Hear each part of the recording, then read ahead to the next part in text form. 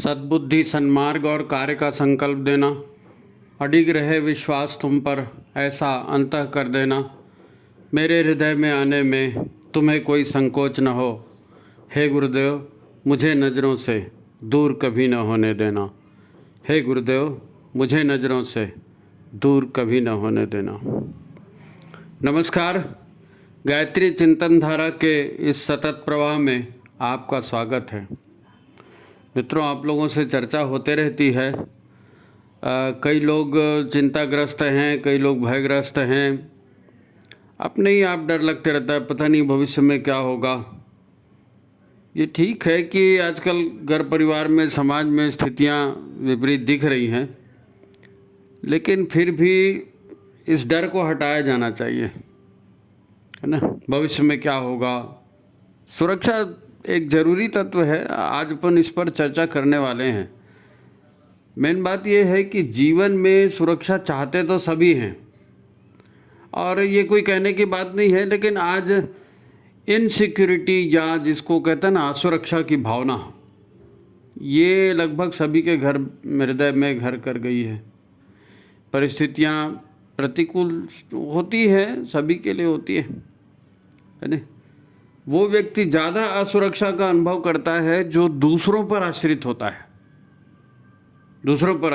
या फिर जिसे खुद पर विश्वास नहीं है।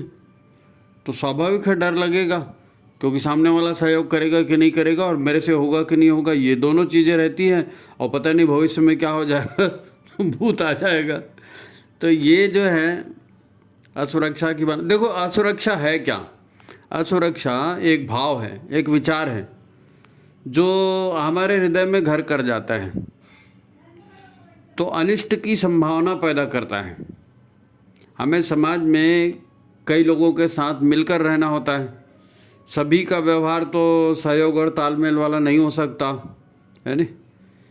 प्रायः ये तय बात होती है कि कई लोगों से हमारे संबंध अनुकूल होते हैं और कई लोगों से प्रतिकूल भी होते हैं। ये जीवन का हिस्सा है, सभी के साथ ऐसा होता है। कुछ लोग मित्र होते हैं, कुछ लोग मित्र नहीं होते हैं, है ना।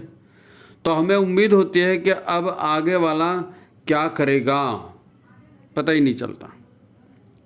लेकिन आपको ये जानकर आश्चर्य होगा कि दूसरे हमारे लिए उतना बुरा व्यवहार नहीं कर जाते जितना बुरा व्यवहार हम अपने साथ कर रहे हैं।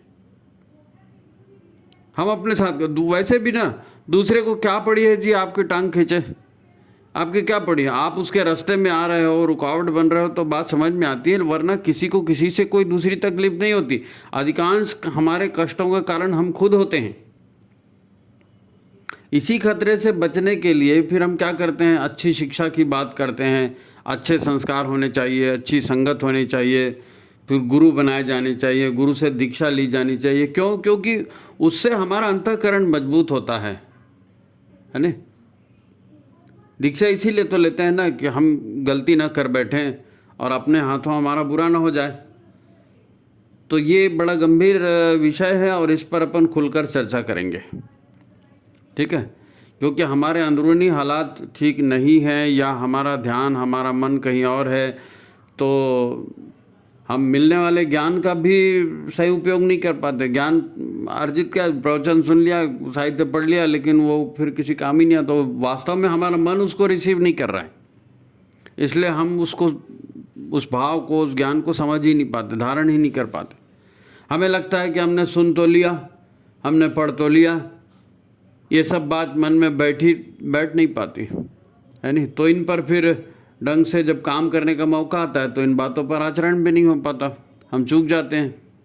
अब फिर कई बार चूकते जाते हैं तो फिर हमारे मन में ये विश्वास बैठ जाता है कि नहीं भैया, ये काम तो मेरे से नहीं होगा, है ना। और जब आपने सोच लिया ये काम मेरे से नहीं होगा तो फिर हो भी नहीं सकता, है ना। इसलिए अपने अंतरंग की व्यवस्था को साधा जाता है, अनुकूल किया जाता है, मजबूत किया जाता है ना। शरीर से अभ्यास किया जाता है ना। किस परिस्थिति में क्या हो सकता है, ज्ञान प्राप्त किया जाता है ना। तब तो आदमी सफल होता है ना। अच्छा देखो, एक प्रसंग से इसको समझते हैं। आपने सुना होगा प्रत्येक मनुष्य के में विकास की अनंत संभावनाएं हैं, और सब किताबों में प्रवचनों में यही बोलते हैं कि मनुष्य में विकास की अनंत संभावनाएं। परंतु क्या आपने किसी को ऐसा अनंत विकास करते देखा है? देखा होगा, आपको याद नहीं है। कोई ज़रूरी नहीं है कि साधना मतलब कोई साधु सन्यासी हो जाए, संत हो जाए। साधना जीवन के कई क्षेत्रों में होती है। एपीजे अब्दुल कलाम को भी आप साधक ही कहेंगे, सचिन तेंदुलकर को भी आप साधक ही कहेंगे। हाँ, सचिन तेंदुलकर की एक बात देखो, सचिन तेंदुलकर को क्रिकेट का भगवान कहा जाता है ना? तो उनके भी गुरु थे। सचिन तेंदुलकर के गुरु का नाम था रमाकांत आचरेकर। अभी उनका देहांत हो गया, लेकिन काफ़ी दिनों तक वो जीवित थे। तो वो रमाकांत आचरेकर जी ने क्रिकेट एकेडमी खोली थी, उसमें कई बच्चे जाते थे, परंतु इतने बच्चों में दूसरा सचिन तेंदुलकर नहीं बना, है ना? अब सब बच्चे ही थे, सबका गुरु भी एक ही था। अच्छा, सभी बच्चों को क्रिकेट से लगाव था, परंतु तेंदुलकर एक ही बन पाया। ऐसा क्यों? ज्ञान तो सभी को मिला, पर मनन सब ने नहीं किया। सब अपनी गलतियों को ढूंढकर उन गलतियों को ठीक करने में रुचि नहीं रखते थे। अगर अपनी गलतियों को ठीक करने में रुचि रखते तो गलतियां सुधरती, तो आगे बढ़ जाते हैं। यही साधना का बीज है, अपनी गलतियों को ठीक करना। लोग तो जो गलती निकालते हैं उसको दुश्मन बना लेते हैं। ऐसे में साधना नहीं होगी। अपनी गलतियों को, सचिन तेंदुलकर ने अपनी गलतियों को ठीक किया ना। सपने जरूर सब देखते थे कि हमें बड़ा क्रिकेटर बनना है, परंतु आचरेकर इंस्टीट्यूट से सिर्फ 2 ही व्यक्ति सही मायने में क्रिकेटर बनकर निकले। उन्होंने अपने आप को क्रिकेट के खेल के अनुसार अपने आप को ढाला, अपनी आदत, अपना शरीर उस प्रकार बनाया कि वो अच्छा खेल सके। अच्छा, तेंदुलकर के अलावा जो दूसरा बच्चा आगे आया था ना, वो था विनोद कांबली। आपने नाम सुना होगा, विनोद कांबली भी एक क्रिकेटर थे। तो वो तेंदुलकर से 21 ही था, थोड़ा बेहतर ही था। उसने भारत की ओर से क्रिकेट खेली भी है, परंतु फिर भी उसकी साधना में प्रमाद आ गया। प्रमाद आ गया मतलब अब खेल खेला, इनाम मिला, सब जगह नाम हो गया, तो मन भटक गया ना, वो दारू और लड़की के चक्कर में पड़ गया, है नहीं? लेकिन तेंदुलकर ने सफलता मिलने पर भी अपनी साधना नहीं छोड़ी। उसने क्रिकेट को सीखना बंद नहीं किया। आजीवन सीखना पड़ता है, जिंदगी है ही सीखने के लिए। तो आज सचिन को सब जो है क्रिकेट का भगवान कहते हैं। बाकी और छात्रों का तो कोई अता पता ही नहीं है। हाँ, विनोद कांबली को कुछ लोग याद करते हैं और उसके लिए अफसोस भी करते हैं कि अरे यार, इतना अच्छा क्रिकेटर था, वो दारूबाजी लड़की के चक्कर में गया, करियर बर्बाद कर दिया, अपने ही हाथ से अपना ही बुरा कर दिया। तो कोई भी साधक जब तक साधना में रत रहता है, अपनी गलतियां दूर करता है, उसके लिए तप करता है, साधना में रत रहता है ना, तभी तक उसकी शक्तियां भी उसको साथ देती हैं और नई नई शक्तियां भी उसके भीतर पैदा होती हैं, है ना? साधना छूटते ही पतित होने में फिर कोई समय नहीं लगता। इसीलिए कहते हैं कि जीवन में ऊंचाइयों पर बने रहना और भी कठिन काम है। जब तक आपकी प्रैक्टिस, आपकी साधना जारी है, आप में विशेषता रहेगी। आपका ध्यान साधना से हटा, प्रैक्टिस से हटा, तो बात फिर खत्म बात। एक बात और, आपकी इच्छा, आपका संकल्प, है नहीं, स्वतः के बारे में आपकी मान्यता, मैं क्या हूँ, मैं क्या कर सकता हूँ, ये मान्यता जो कहलाती है ना, आपकी धारणा, यही आपको सफल बनाती है। अगर आप मन में ही सोच ले कि पता नहीं होगा कि नहीं मैं तो ऐसा नहीं कर पाऊँगा, या पता नहीं, तो वो फिर नहीं हो सकता, है ना? आदमी अपनी मान्यताओं, अपनी कामनाओं के प्रभाव में ही जीते रहता है। इसीलिए तो क्या होता है, फिर वो आगे के कुछ विकास करने की सोच ही नहीं पाता। यही तो ठीक है जी, यही मेरे से बनता है, मैं तो यही करूँगा, मैं तो यही करूँगी, हमारे यहाँ तो यही होता है, तो आप करते रहिए, फिर वो आप वहीं के वहीं गोल गोल घूमते रहेंगे। नई बातें सीखना और उसके लिए कोशिश करना, ये मन का विषय है ना। मन तैयार होगा तो फिर सब होगा। ये ठीक है कि सभी में जो है विकास की संभावनाएं एक जैसी हैं, पर मन मानता है कि ये सब मुझसे नहीं हो सकता, ऐसा मैं नहीं कर सकता, तो हो गया, फिर ख़त्म बात। आपने खुद ही अपने सारे रास्ते बंद कर दिए। अब बाद में फिर ये कहते हैं वो हमको चिढ़ाता है, उसने हमारा रास्ता रोका, वो हमारे से दुश्मनी करता है। कोई दुश्मनी नहीं करता। आपने सुना नहीं, चढ़ते हुए सूरज को सब नमस्ते करते, तो आप चढ़ो ना, आपका सूरज चढ़ेगा तो सब आपको प्रणाम करेंगे, है ना। मन ही कह रहा है कि मैं ऐसा नहीं कर सकता, तो फिर हो गया ना, फिर क्या है, मेरी ऐसी आदत नहीं है, ये मेरे से नहीं बनेगा, तो फिर खाली सपना देखोगे तो कोई मतलब नहीं निकलेगा। जीवन में सफलता सपने देखने से नहीं आती, उसको साकार करना पड़ता है ना। तो फिर जीवन साधना का भी ऐसा ही है। जब आदमी गुरु की महिमा सुनता है, जाप की महिमा सुनता है, योग की प्राणायाम की महिमा सुनता है, कोई मंत्र की महिमा सुनता है, इस मंत्र से ये हो जाएगा, उस मंत्र से ये हो जाएगा, तो उसको पढ़ना शुरू कर देता है, बड़ा प्रभावित हो जाता है, जाप भी करना शुरू कर देते हैं, बहुत सारी चीज़ें हम शुरू कर देते हैं। फिर आगे क्या होता है आप जानते हो। संकल्प की कमी पड़ती है ना, कई ठो प्रलोभन आते हैं, कई ठो परिस्थितियाँ आती हैं, संकल्प कमज़ोर पड़ जाता है। क्यों कमी पड़ती है? इच्छा तो थी ना, करना था, फिर इसलिए होता है कि ऐसी हजारों इच्छाएं रोज़ पैदा होती हैं, रोज़ मरती हैं हमारे मन में। क्यों मरती है इच्छा? क्योंकि हमारा दिमाग सोचता तो है, पर मन उस विचार को प्राथमिकता नहीं देता। मन प्राथमिकता नहीं देता तो आपसे फिर काम भी नहीं होता। आपके पास क्या, सभी के पास भाई समय तो सबके पास एक जैसा है ना, सबको 24 घंटे मिले हैं। और नित्य क्रिया में आप समय निकाल दिए, नींद वगैरह निकाल दिए, तो भी 12 घंटे शेष रहते ना। तो इन 12 घंटे में नई इच्छाओं के लिए टाइम आएगा कहाँ से? अगर आप वही काम करते रहोगे तो वही काम करते रहोगे तो टाइम कहाँ से आएगा? फिर आपने दिमाग से सोचा है कि मैं ऐसा करूँगा या मैं ऐसा करूँगी, तो दिमाग बाकायदा 24 घंटे का टाइम टेबल बना देता है, परंतु करेंगे तो वही ना जो मन कहेगा। मन कहता है पहले वो करो जो मेरे स्वभाव में है, पहले वो करो, नया काम बाद में देखेंगे, आज ही थोड़ी दुनिया पलटने वाली है, कल से शुरू करेंगे, कल से पक्का करेंगे, आज तो वही करेंगे जो पहले से करते आए थे। तो फिर घूमते रहो वहीं पे। क्रिकेट खेलने जाते हैं, आपने देखा होगा, लोग वो पैड वैड खरीद लेते हैं, 2-3 ठो बैट खरीद लेते हैं, स्टंप खरीद लेते हैं, फिर सफ़ेद कपड़े, फिर सफ़ेद जूता, फिर वो कैप, और पूरा नाटक ऊपर का पूरा होता है। अरे भाई, जैसे प्रैक्टिस करनी है वैसे प्रैक्टिस करो ना। तुमको बॉल दिखती है क्या? तुमको स्टंप दिखते हैं क्या? बॉल कैसे मूव करती है तुमको समझ में आता है क्या? नहीं साहब, ड्रेस पहन लिया हमने, जूते खरीद लिए, बहुत बड़े एकेडमी में चले गए, वो उससे कुछ नहीं होता। आप जानते हैं, मन को तैयार करना पड़ता है ना। स्वतः अपने बारे में धारणा बनानी पड़ती है, अपना लक्ष्य बनाना पड़ता है कि मैं ये करूँगा चाहे कुछ भी हो जाए। उसके लिए मन को तैयार करना पड़ता है।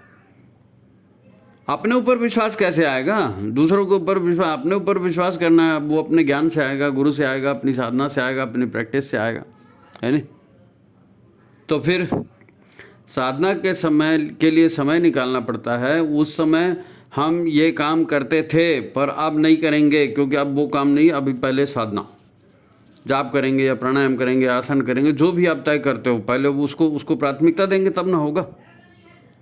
जब कभी आप अपनी मान्यता, अपनी धारणा और अपना संकल्प, है ना, इस प्रकार लगाएंगे, इस प्रकार उससे काम करेंगे, तो मन सधेगा। वरना मन जो है ना, किसी के बाप के नहीं सुनता। मन किसी के बाप के नहीं सुनता। मन तो आपको चैतन्य होकर के अपनी धारणा पर स्वयं काम करने के लिए सचेत रहना है। देखो, शरीर के पास दिमाग है, दिमाग से शरीर ने सोच लिया, पर काम तो मन को करना है ना। मन के पास कोई दिमाग नहीं है, और फिर मन ही शरीर को चलाता है, तो हो गया फिर। और क्या है मतलब? क्या इतना कुछ कहा, अभी इसका निष्कर्ष यही है कि साधना शरीर को ही नहीं है, साधना तो अपने मन को भी है। साधक किसी देवी देवता या किसी मंत्र को नहीं साधता। साधना का अर्थ है कि किसी विशेष लक्ष्य को पाने के लिए पहले अपने भीतर की तैयारी करना। वो मंत्र भी इसीलिए जाप किया जाता है कि उसके द्वारा भीतर की रचना बदलती है नहीं, अपने अंतरंगों को व्यवस्थित करने के लिए। मना नाम त्रायते सा मंत्र, मन का तारण करने के लिए तो मंत्र करते हैं ना। तो उस ध्यान से, फिर उस लगन से उसको करना पड़ेगा, तब तो मंत्र काम करेगा। मंत्र आप इधर जाप कर रहे हैं, ध्यान कहीं और जा रहा है, तो फिर कैसे वो अपने मन को सुधारेंगे? साधना के नाम पर आप जो कुछ भी करते हैं उसका अल्टीमेट टारगेट है अपने मन को साध लेना, प्राणवान बनना। प्राण से ही तो ताकत होगी ना। नहाना धोना, षटकर्म करना, गुरु का आह्वान किया, गायत्री का आह्वान किया, धूप दीप मंत्र जाप, फिर रविवार को उपास, गुरुवार को उपास, मंगलवार को व्रत, आस्वाद व्रत, मौन व्रत, योग साधना, प्राणायाम, इन सब का लक्ष्य एक ही है। इन सब का लक्ष्य एक ही है, अपने मन पर विवेकपूर्ण नियंत्रण। अपने मन पर विवेकपूर्ण नियंत्रण, स्वतः को ऊर्जावान बनाना, है ना, ज्ञान प्राप्त करना, और क्या।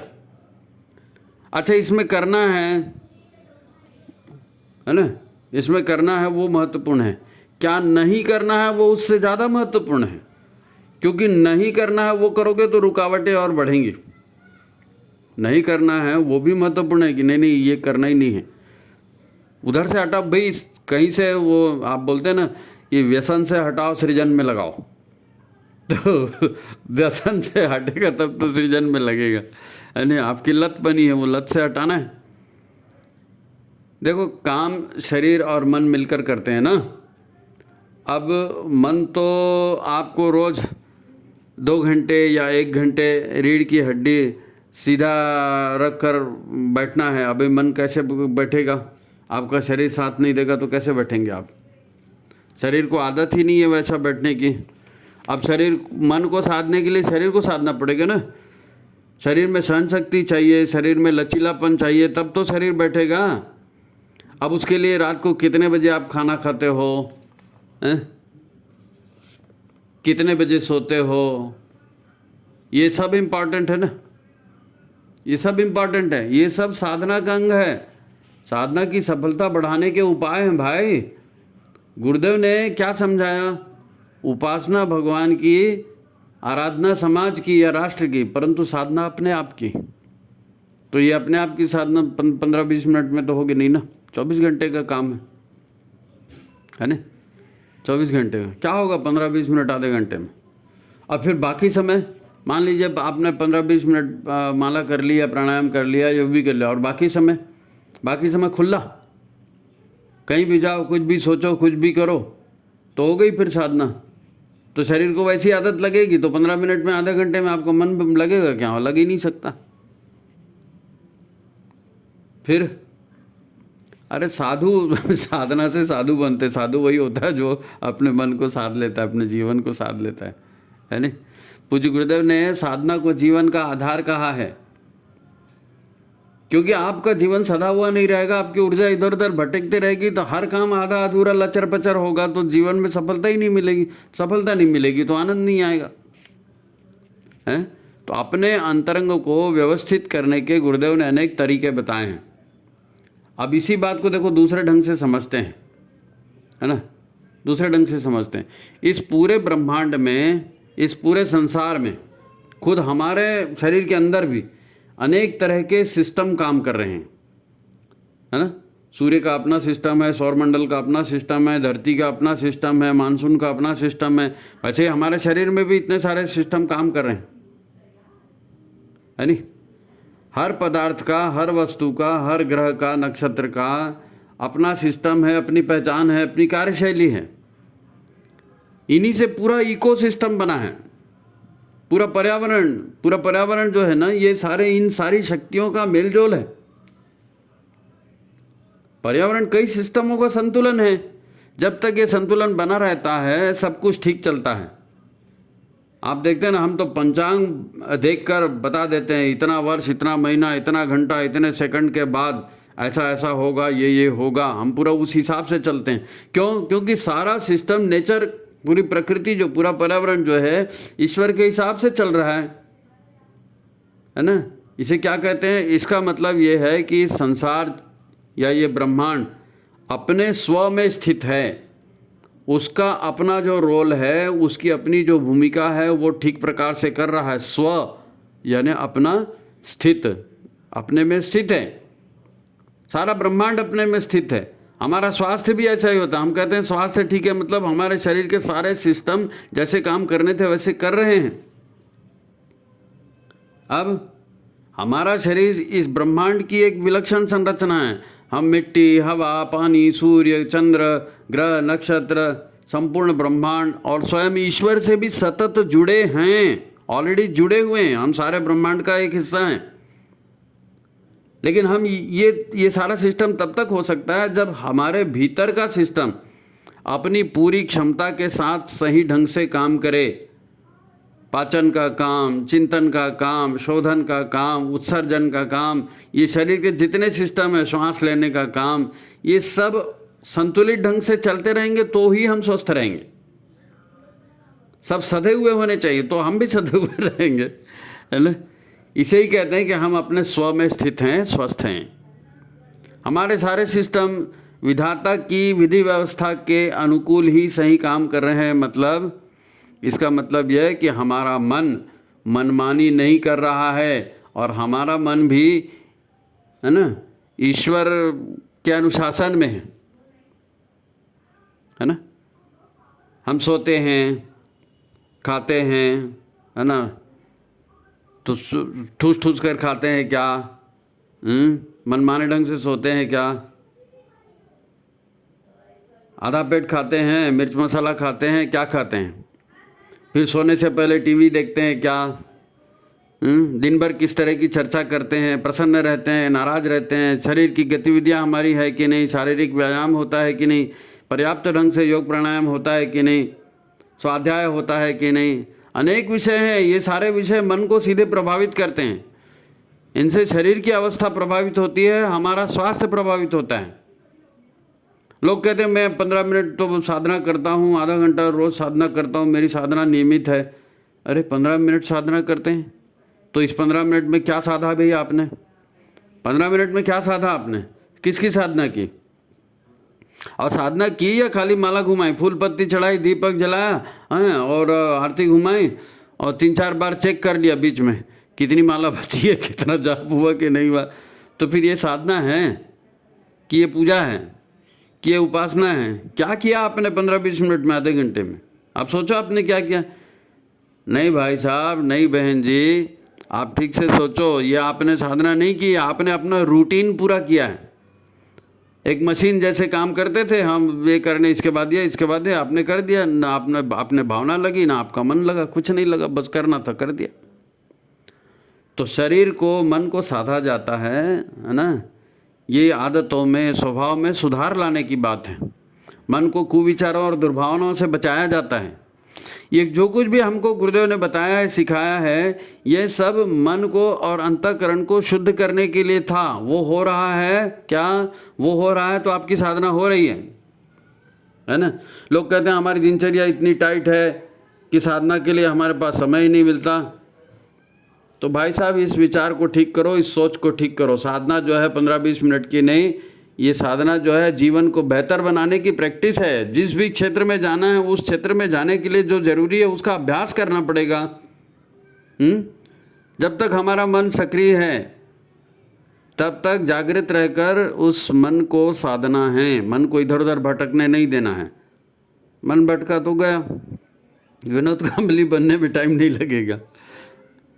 तो आप साधना के लिए, मंत्र जाप के लिए ध्यान या आसन प्राणायाम ये सब करते हैं, इन सब में मन को लगाइए। मन लगेगा तो व्यवस्था बनेगी, अंतरंग में व्यवस्था बनेगी, है ना। ईश्वर के अनुशासन में हम रह सकेंगे।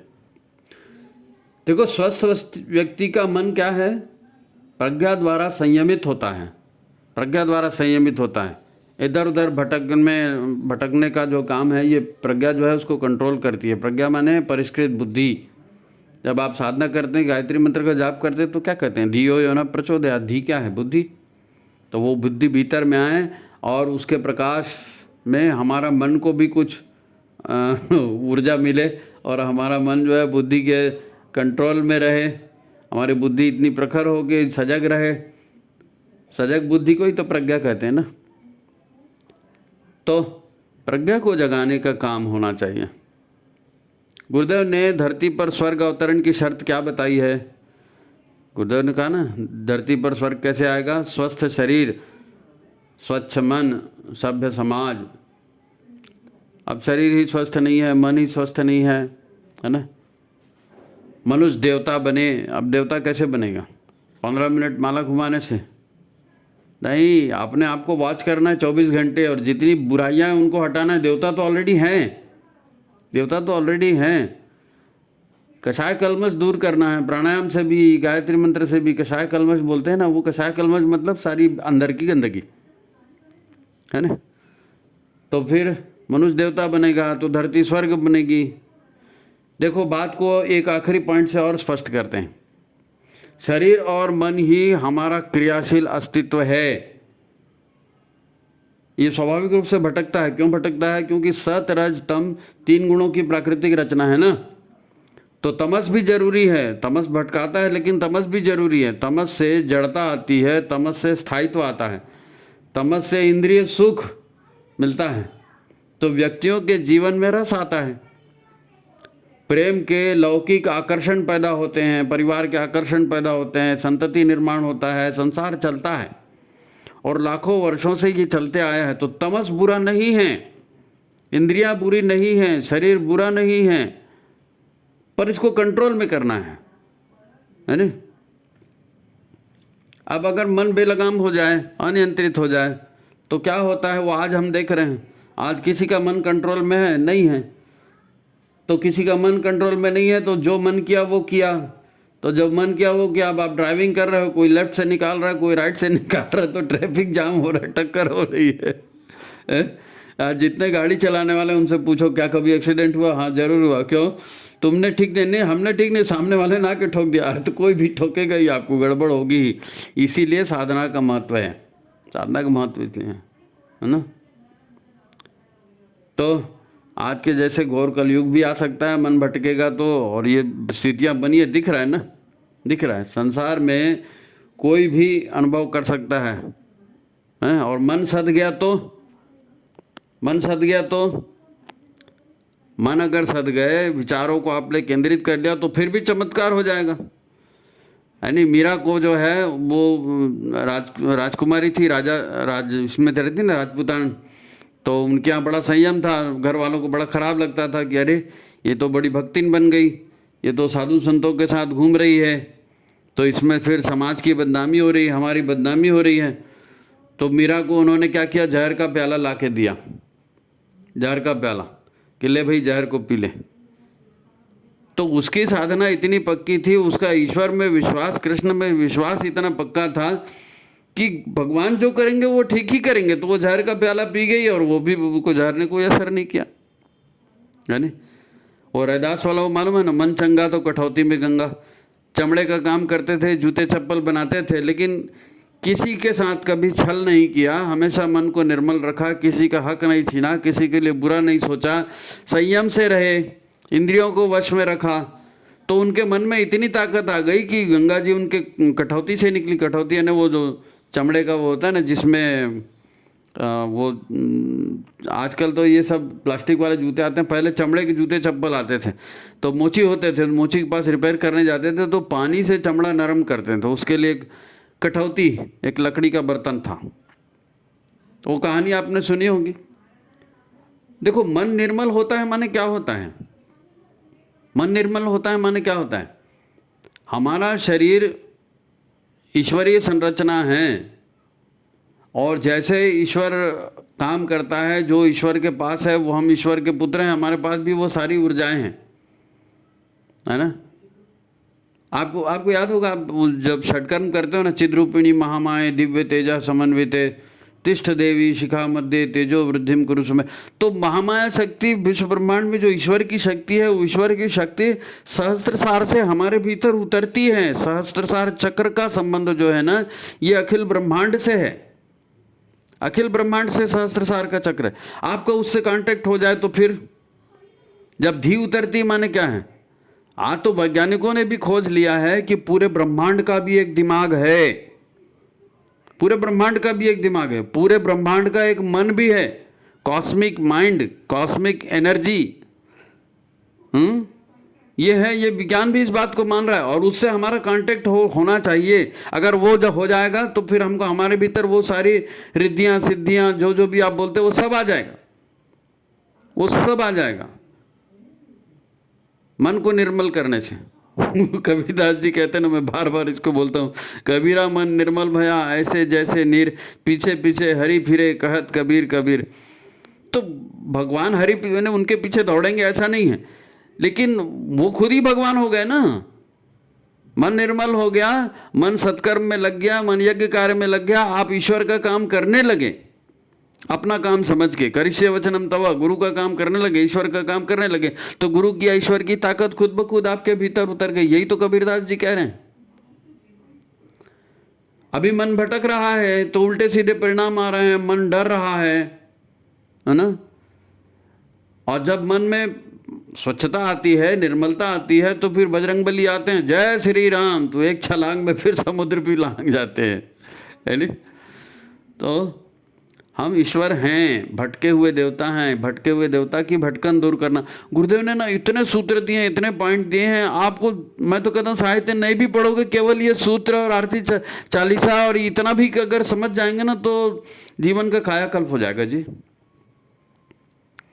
तो ठीक है, आपको जैसी सफलता चाहिए जीवन में ना, या ईश्वर से मिलने का ही लक्ष्य क्यों ना हो, आप मन को जागृत करिए और गायत्री मंत्र का जाप करते हैं, योग प्राणायाम करते हैं, शक्तिमान बनते हैं, प्रज्ञा जागृत करते हैं, तो प्रज्ञा से ही मन अंकुश में आता है ना, और प्राण से काम होता है ना। तो चाहे आपका घर गृहस्थी की बात हो, चाहे अपने अंतःकरण की बात हो, बिना मन को प्रज्ञा के अनुशासन में लाए आप कुछ भी नहीं कर सकते। और यही साधना है। मन तो सचिन तेंदुलकर का भी करता होगा ना, चल यार पी के देख, बहुत मज़ा आता है, एक पैग मार लेते हैं, चल यार वो लड़की जा रही उसके पीछे जाते हैं। गया क्या? तेंदुलकर नहीं गया, इसीलिए वो तेंदुलकर, सचिन तेंदुलकर जो है क्रिकेट का भगवान बन सका। आखिरी तक वो सीखते रहे। तो भाई साहब, तो बहन जी, ये साधना हमारी अपनी बेहतरी के लिए है ना। 15-20 मिनट माला घुमाने की साधना नहीं है। माला घुमाने का अलग परिणाम है, गायत्री जाप का अलग परिणाम है, वो साधना का एक हिस्सा है। साधना जीवन की, साधना अपने आप की। ये गुरुदेव का वचन है, हमारा थोड़ी है, गुरुदेव ने कहा है। तो सिर्फ एक ही आह्वान है कि प्रज्ञा अवतरण के लिए, अनिष्ट को कम करने के लिए, ये हमको ठीक से साधना में लगना पड़ेगा। तो घर घर जाएं, अलग जगाएं, है ना, घर घर जाएंगे, अलग जगाएंगे, सब ठीक है, लेकिन अपने अंतःकरण को जगाना ये भी ज़रूरी है। अपने अंतःकरण को जगाना ये भी ज़रूरी है ना। हम ही स्वस्थ मन वाले नहीं हुए तो दुनिया को फिर हम प्रमाण क्या देंगे? दुनिया को ठोस सबूत चाहिए ना, दुनिया को ठोस सबूत चाहिए। हमको रोल मॉडल बनना पड़ेगा कि हमारे गुरुदेव ने ये बताया, देखो ऐसी ऐसी साधना करते हैं, हमने ऐसी साधना की, तो आप भी करिए, तो आपका भी भविष्य उज्जवल होगा, है ना। अपना सुधार संसार की सबसे बड़ी सेवा, यही तो बोलते हैं ना गुरुदेव। तो चलो आज की बात यहाँ समाप्त करते हैं। एक छोटी सी कविता सुना दूँ क्या? एक छोटी सी कविता बहुत पहले लिखी थी, लेकिन अभी सुनाता हूँ आपको, एक कड़ी सुन लो, बाकी फिर देखेंगे, है ना। तो अपना ही अंतः न बदला, अपना ही अंतः न बदला तो दुनिया फिर कैसे बदलेगी, और आत्म सुधार का प्रयास ही न हो तो दुनिया फिर कैसे सुधरेगी। हम दुनिया सुधारने गए हैं ना, तो आत्म सुधार नहीं होगा। तो अपना ही अंतः न बदला तो दुनिया फिर कैसे बदलेगी, आत्म सुधार का प्रयास ही ना हो तो दुनिया फिर कैसे सुधरेगी। चित्र बदल गए, वस्त्र बदल गए, आगे फिर विस्तार क्यों नहीं। चित्र बदल गए, वस्त्र बदल गए, आगे फिर विस्तार क्यों नहीं। दी है राह गुरु सत्ता ने तो अंतः से स्वीकार क्यों नहीं। बस कहा गया पर किया नहीं, तो ऐसा सच मानेगा कौन। बस कहते रहे और किया नहीं, तो ऐसा सच मानेगा कौन। संभावनाएं तो और भी हैं पर दिखे नहीं तो दोषी कौन। अरे नए विचार ही आ न पाए तो मनस्थिति कैसे बदलेगी। नए विचार ही आ न पाए तो मनस्थिति कैसे बदलेगी, और बिना मनस्थिति को बदले परिस्थितियां कैसे बदलेंगी। अपना ही अंतः न बदला तो दुनिया फिर कैसे बदलेगी। आत्म सुधार का प्रयास ना हो तो दुनिया फिर कैसे सुधरेगी? हैं? गुरुदेव की गुरुदक्षिणा, गुरुदक्षिणा क्या है? गुरुदेव ने कहा हमारा काम करो, हम आपका काम कर देंगे। तो गुरुदेव की गुरुदक्षिणा उन्हें देनी थी, क्या दे दी? कलुष कषाय अपने अंतस के धुले नहीं तो क्या दिखे भी नहीं। अरे मन वाणी अंतःकरण को धोया है नित्य, ये मानेगा कौन? प्राणायाम भी नित्य किया पर निष्प्राण रहे तो दोषी कौन? निष्प्राण रहे तो दोषी कौन? सोच रहे हैं दुनिया भर की, दुनिया ये कैसे सुधरेगी? आत्म संयम से हम सुधरेंगे तो प्रेम से दुनिया भी सुधरेगी। आत्म संयम से हम सुधरेंगे तो प्रेम से दुनिया भी सुधरेगी। अपना ही अंतः न बदला तो दुनिया फिर कैसे बदलेगी? आत्म सुधार का प्रयास ही न हो तो दुनिया फिर कैसे सुधरेगी? तो खैर, दुनिया सुधरे न सुधरे, आपको अपना जीवन सुधारना है, अपने जीवन में सफलता चाहिए। तो आज साधना को हमने फिर से समझाने की कोशिश की है। उम्मीद है जो संदेश हमको वंदनी माता जी से मिला था, बाकी लोगों ने जो अपनी पीड़ा बताई थी, तो संदेश को देने का प्रयास किया है। आपको अच्छा लगा है तो वीडियो को लाइक करिए, शेयर कीजिए, ज़्यादा से ज़्यादा लोगों तक इसको पहुंचाइए। चैनल को लाइक करिए, है ना, सब्सक्राइब करिए। और ज़्यादा से ज़्यादा लोग जो हैं व्हाट्सअप नंबर से जुड़िए। ये जो नंबर आपको दिए जाते हैं व्हाट्सअप नंबर है, इससे आपको जुड़ना है। आप व्हाट्सअप नंबर से जुड़ेंगे तो हमारा आपका कम्युनिकेशन बढ़िया हो जाएगा। तो ठीक है, आज की बात समाप्त करते हैं। सभी को प्रणाम, नमस्कार।